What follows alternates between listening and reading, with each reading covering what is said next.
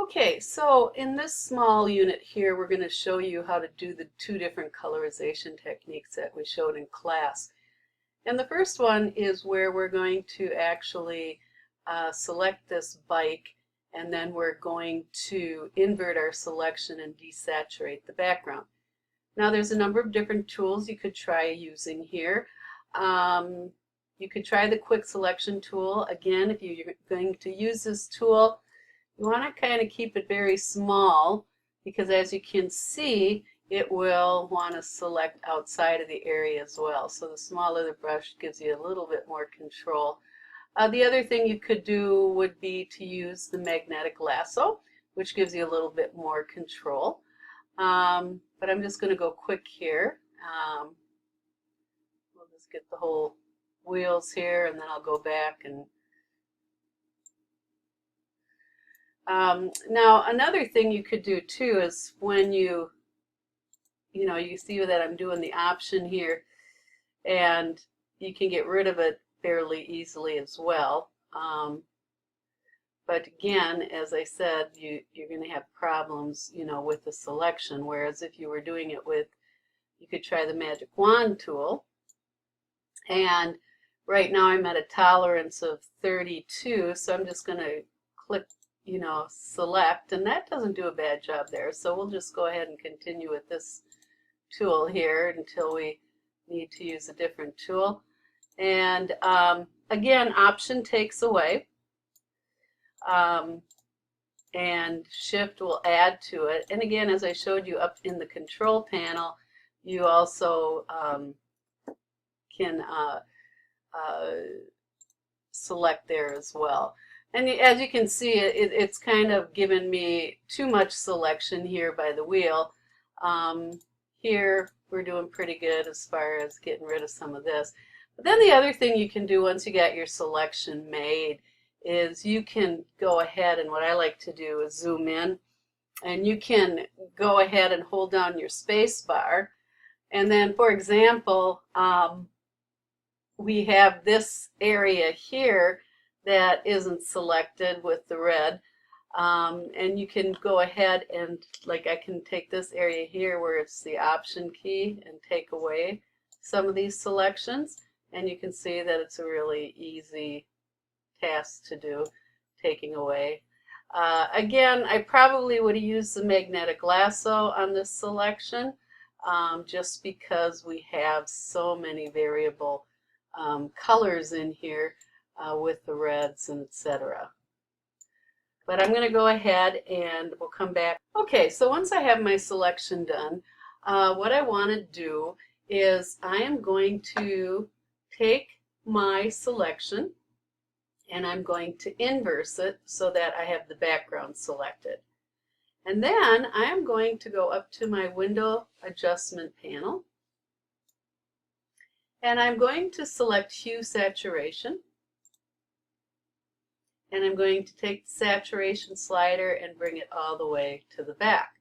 So really just a couple of steps in here, and that was making the selection, inverting the selection, and then going up to window and selecting the adjustment panel, and then selecting the hue saturation and bringing it all the way to the left.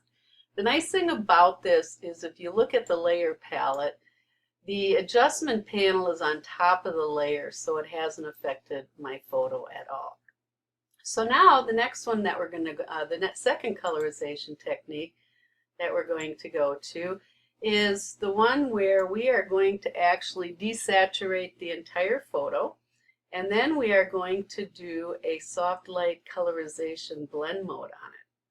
So what you can do is you have your picture. Now again, if you're doing this with this one, we'll be doing a destructive saturation technique, so it's probably a wise idea to duplicate the layer, click OK, and then turn off the layer so you always have the original to go back to.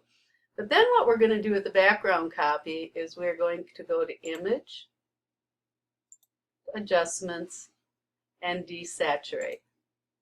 And now you can see that that is desaturated, but our original still has the color. But now here's the key for this technique. You need to go in and make a new layer. And I'm going to call this new layer Soft Light. And I'm going to click OK. Now, the thing with Soft Light is there's a blend mode here called Soft Light. Now, I'm just going to leave it on normal for now, and I'm just going to show you. I'll zoom in a little bit here. And I'm just going to show you if I take my brush tool, and we'll make this a little smaller, and let's say we want to colorize his helmet here. Okay.